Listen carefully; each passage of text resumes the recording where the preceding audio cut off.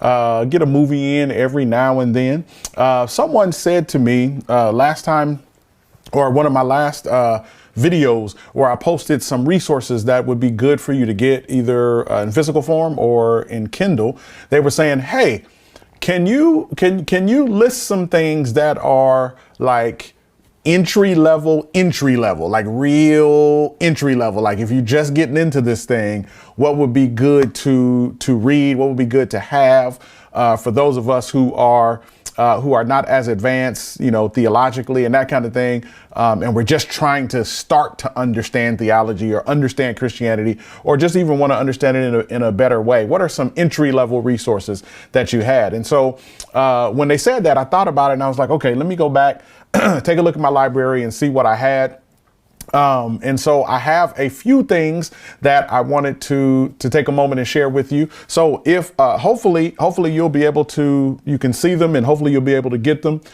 So one of the things that I want to share is there's a book here by Ron Rhodes, great scholar, Ron Rhodes, and he wrote a book called Find It Fast in the Bible. So a lot of times people will ask me, right? They'll say, hey, Pastor, do you have verses on this or verses on that? Do you have a verse on suffering or a verse on encouragement or something like that? This is often the book that I'll use or go to find scriptures to give you, right? And so this is one of those really, really good resources that you can keep on your bookshelf, keep by your side of your bed. So if if there's a particular topic or idea or something that you want some scriptures on that you want to read about, you can come in here, look it up, and Ron he has a lot of scriptures listed for really almost any kind of topic that you could raise.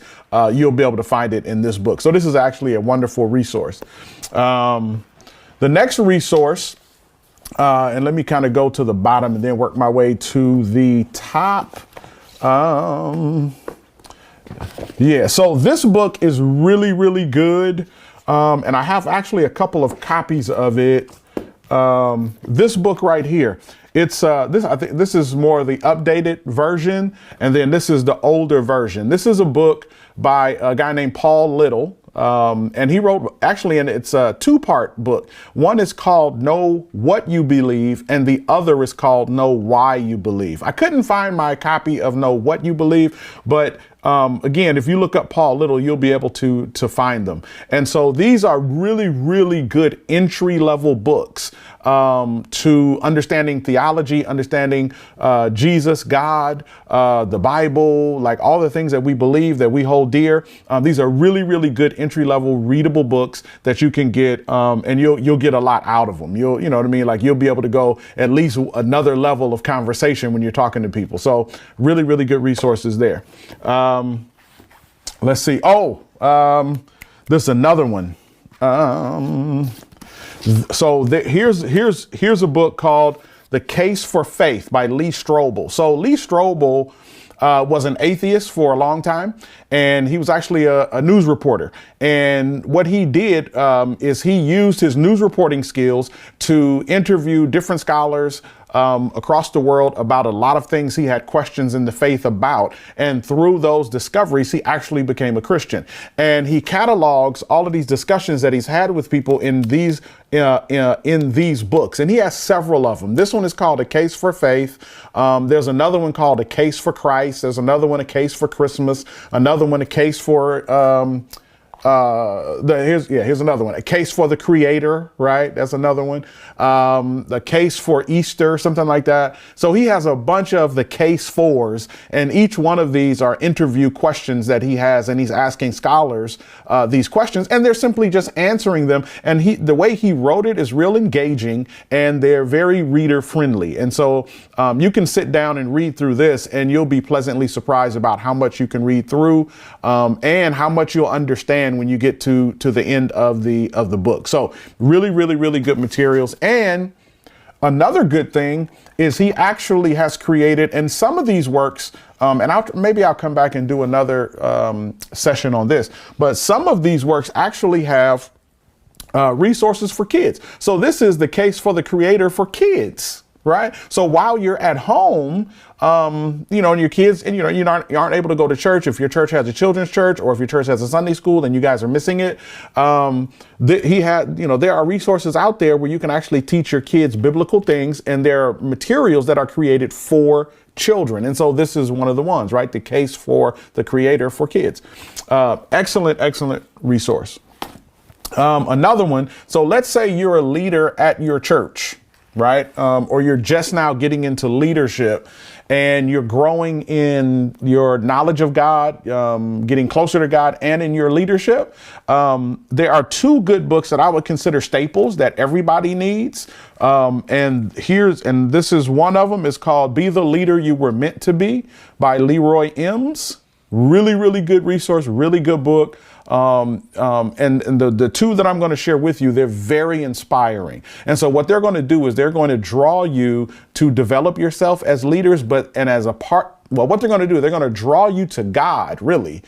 And by drawing you to God, they're going to draw you to your, to the internal need or the desire that you have to be a better leader, right? So this is one really good book. And another one is Spiritual Leadership by J. Oswald Sanders.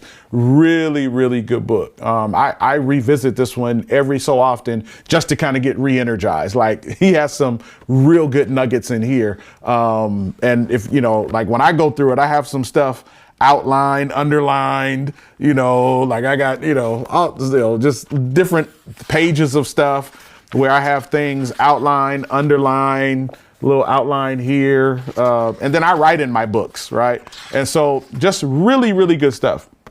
So this book and the other, if you're starting off as a leader, I would recommend you get these two books first. I know John Maxwell has a boatload of information if you're trying to be a leader. And I love Maxwell, but don't sleep on Sanders and Eames. Really good books and materials. Another one is Knowing God by J.I. Packer.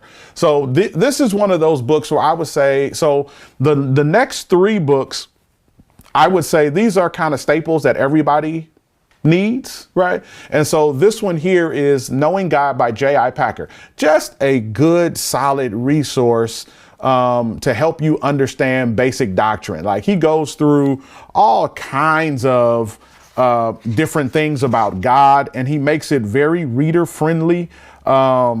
And I'm telling you, it's really good. So as you go through it, what you're going to discover is that your knowledge of God is going to increase. And the way he writes it, he's going to draw you into really kind of being attracted to God even more. And so this is a really good book. So if you have an opportunity, make sure you go and get that.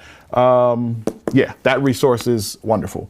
The next one is a classic, right? Classic. You have to get this one. It's just classic, right? Like every Christian ought to have this. It's classic. It's C.S. Lewis's Mere Christianity. Classic, right? C.S. Lewis, brilliant guy, brilliant in his writings. Listen, you have to get Mere Christianity. Classic. Please go get this book. I'm not even going to tell you about it. I'm just going to say classic and go get it. You see how I say classic? Classic. And then you got to go get it. Okay. C.S. Lewis, Mere Christianity. Excellent book. You're going to love it. Next is now, this is a book it's really good, but I would recommend, because I have several books by this author. And the reason why is because I love the way he writes, right? His writing style is very engaging and thought provoking, right? So I'm a thinker, right? I'm a processor. And the way that this guy writes, he writes in such a way where he makes you process information in a slightly different way. And some of it are things that you've already known, but the way he presents it to you, like you hadn't thought about it that way. And I love things like that. And so this particular book is called The Bible Jesus Read, and it's by Philip Yancey. Okay. He has several other books, and I have some on my shelf. I don't know why I didn't grab them, but there's another one that I have called the Jesus I never knew, right? Which is a really interesting take on who Jesus is. But I would say just about anything by Yancey, go and grab it, because Yancey is again, for me, I'm a Yancey fan. I just love how he writes and how he puts things together. So this book is interesting because it gives you a different take on the Bible, right? Like there's ways that we think about the Bible, and he's going to present them to you in ways that we have not thought about the Bible, because what he's going to do is he's going to take you back into the days of Jesus Christ, because Jesus didn't have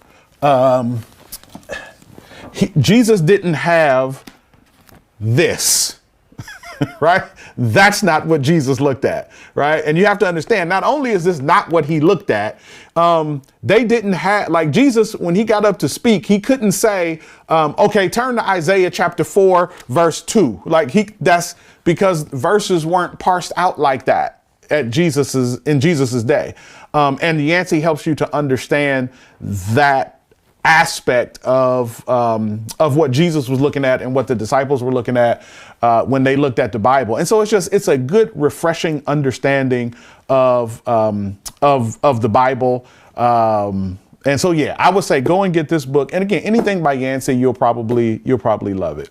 So don't forget, get a Bible.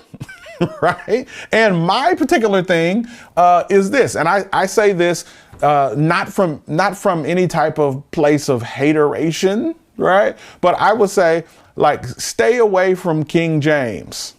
OK, now I know I just cussed for some of y'all, but I'm saying stay away from King James. Why? Because nobody I know speaks King Jamesian English, right? Like none of us do. Like there's words they use in the King James Bible that we like. What is concupiscence? Right? Who uses that? Right? But it's in the King James Bible. And so, and again, and if you don't know what it means, right? If I just said it and you don't know what it means, don't pick up the King James Bible, because you're going to run into it and you're going to be like, what does that mean? Right? So go get a newer translation, and a newer translation will help you understand the words as we would speak them today. And so oftentimes I get questions about what type of Bible should I get? What type of translation? So I would say this. What you want to do is you want to get a couple of different ones. And so I use Bible software. I hadn't talked about that, but I use Bible software. So in terms of Bible translations, just on my one Bible software, I probably have 50 different translations. And again, I'm not saying go out and buy 50 different Bibles, but I would say you probably would need to use a good paraphrase Bible just to kind of get the story, right? Nothing wrong with paraphrases. Paraphrase would be like New Century Version, the Message, the Living Bible, NLT. Like all of these are more paraphrase types of translations, and those are fine just to get the story. But if you want to actually study, you want to get more of a study Bible, and the type of translation that you would want to get would be, I would say, probably one of the most popular is NIV, and NIV is good. Another popular one is NASB, New American Standard. That's also really good. Probably the best, I would say the best version to get hands down would probably be the CSB or the NEV, right? CSB or NEV. And I'll explain why. When you start talking about Bible translations, Bible translators translate according to a couple different modes or models. And so in some Bible translations, you have Bibles that you have Bibles that are considered to be more word for word translations, right? So they try to keep the Bible to their translation. They try to keep it to what the words would be if you translated them from the Greek or Hebrew to the English. Like, my phone is just going off and I should have stopped it before the recording. So I'm going to put it on pause. Let this be a reminder to you. Pause your phones, put them on silent. Okay, now, so some versions are word for word translations, right? And so those would be like NASB, like things like that would be like a word for word translation. And so sometimes then, people are like, man, well, why don't we do that? Why don't we go get a word for word translation? It's really, really simple. You can, and there's nothing wrong with them. The only problem with word for word translations, though, are if you've ever studied the translation of one language into another, some words don't translate properly, right? There's not a word, for instance, like in the Greek, there is probably I think there's 7 different words for love. And there are 4 different words that are actually used in scripture, right? But there are 7 words for love in the Greek. In the English, there's 1 word, love. Right? And so depending upon depending upon the context of what the writer is talking about, we may have to use a different version of love in English to convey the same thought. But we only have 1 word, which is love, right? So when you do a word for word translation, you kind of miss, there's a possibility in some ways to miss some of the meaning because it's simply translating the words and not necessarily the meaning. Then you have what's known as a thought for thought translation. That would be like NIV. Okay. NIV is thought for thought. So what they're doing is they're trying to convey the thought of the writer over into the English language so that we can understand what the writer means when the writer says what they say. Now, one of the challenges with thought for thought translations is when you have a thought for thought translation, sometimes, not sometimes, words matter. Right. And so sometimes a particular word is used, and depending upon how you're studying it and how you're focusing in on it, I need to be able to see what the original word was to understand it in its broader context. Because if a translator is giving me the thought, and again, these are really, really good translations, but if the translator is giving me the thought, then sometimes that thought can be biased based upon the translator's understanding of the text, right? And so what I need then is I need to get back to what the word said so that I can begin to exegete the text, understand it, try to understand it I'm trying to stay away from big theological terms so that I can understand it for myself. So there is someone came up with a great idea where they use both of the methods, thought for thought and word for word, and they put them together, and those are called optimal translations, right? Or optimal version Bibles.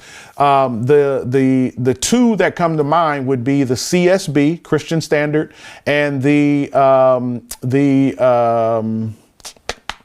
what was the one I said before? The NEV, the New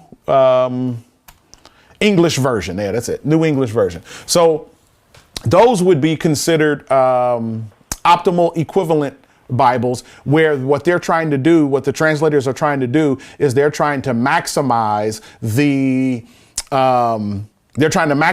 word for word and the thought for thought and put them together so that when you read the text, it is a very, very accurate rendering of what the original stated. So once again, these are just a couple of resources. Hopefully that's a little bit helpful. I tried to stay away from big theological terms as much as I could.